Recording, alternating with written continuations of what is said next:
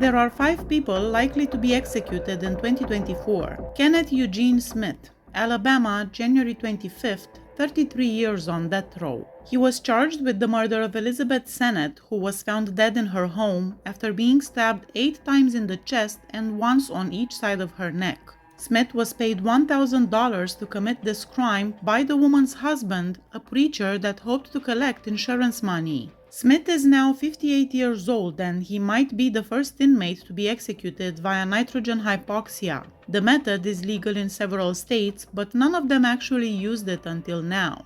Nitrogen makes up 78% of the air inhaled by humans and is harmless when inhaled with proper levels of oxygen.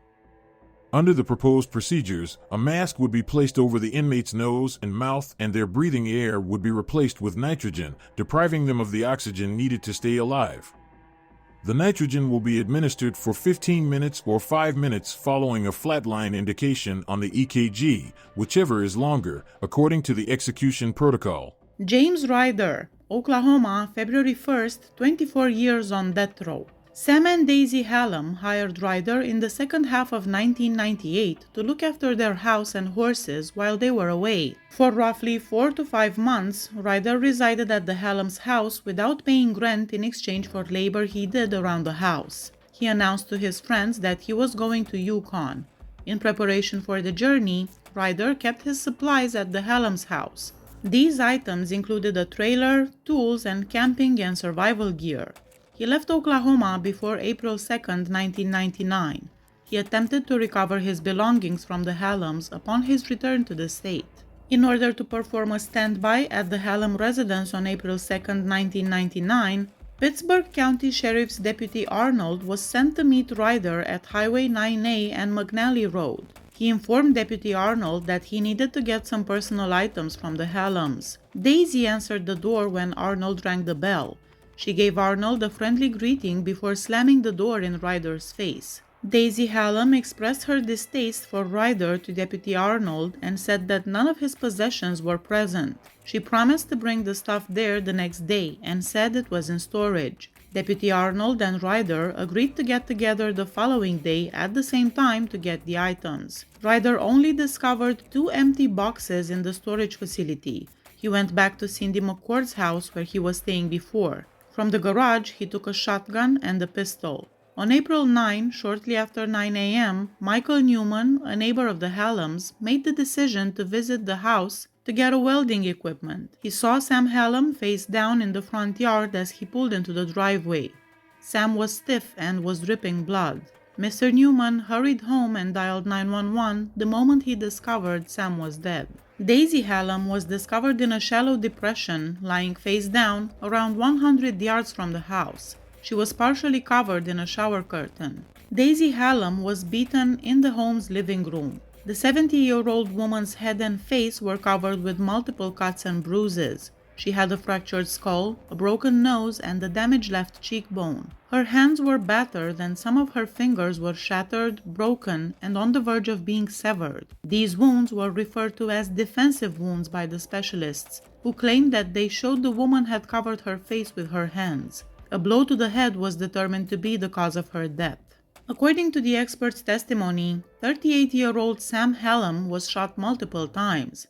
He was found to have at least 12 sizable shotgun pellets inside him. His heart, lungs, stomach, liver, pancreas, spleen, and left adrenal gland were all hit by bullets. Sam was walking when he was shot, according to the gunshot wounds, and was facing the home at the time. The gunshot wounds to his chest and abdomen were determined to be the cause of death. James Ryder was detained, found guilty, and given the death penalty. Ivan Cantu, Texas, February 28, 22 years on death row. He was convicted in 2001 for the Dallas murders of his cousin and his cousin's fiancée, James Mosqueda and Amy Kitchen. Prosecutors have argued Cantu's guilt largely by pointing to forensic evidence and the testimony of Amy Bocher, Cantu's fiancée at the time. His fingerprints were found on the murder weapon, and bloody clothes containing DNA from the victims were found in his trash can. He was scheduled for execution before, but the warrant was withdrawn as new evidence came to light suggesting he may have been wrongfully convicted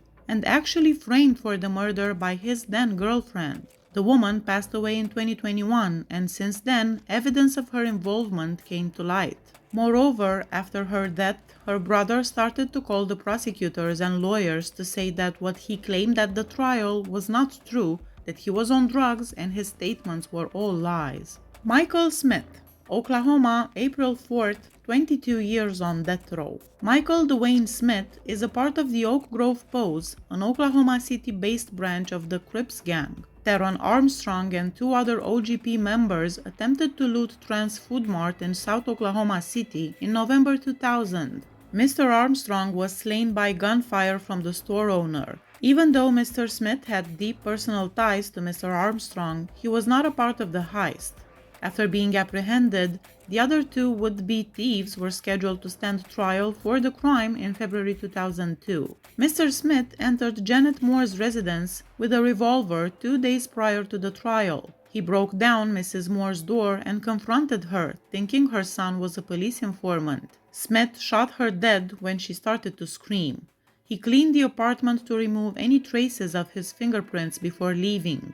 Smith then walked to the AZ Mart, a convenience shop directly next door to Trans Food Mart. Sarat Puluru, the store's on-duty employee, was emptied 2 pistols into by Smith, who also stole money from the register and lit fires all around the store with lighter fluid. In order to destroy any evidence, he set fire to Mr. Puluru's body and everything he had touched in the AZ Mart. He afterwards disposed of the clothing he had been wearing while committing the killings. He was apprehended, convicted, and sentenced to death. Wade Lay, Oklahoma, June 6th, 19 years on death row. Mr. Lay and his son Chris Lay attempted to rob a bank in Tulsa, Oklahoma in May 2004. The Lays entered the bank armed and covered in ski masks and gloves.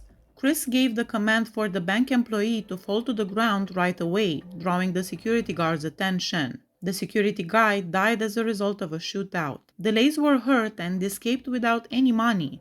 They did not travel very far. Later that day, authorities caught them. September 2005 saw the trial of the Lays collectively. Mr. Lay opted to act on his own behalf while Chris was represented by legal counsel. They both acknowledged their wrongdoing, but they said their acts were acceptable since the government had grown oppressive and they needed the money from the bank to fund the patriotic revolution, like the founding fathers did. First-degree murder and the gun-related attempted robbery were found to have been committed by Chris and Mr. Lay. Chris was given a life sentence without the possibility of parole, while Mr. Lay was given a death penalty. There are several inmates from Ohio that appear on the list of scheduled executions for 2024. However, the state usually postpones the executions, so I decided not to include them in this video. Please hit that subscribe button if you like my channel. See you next time. Bye bye.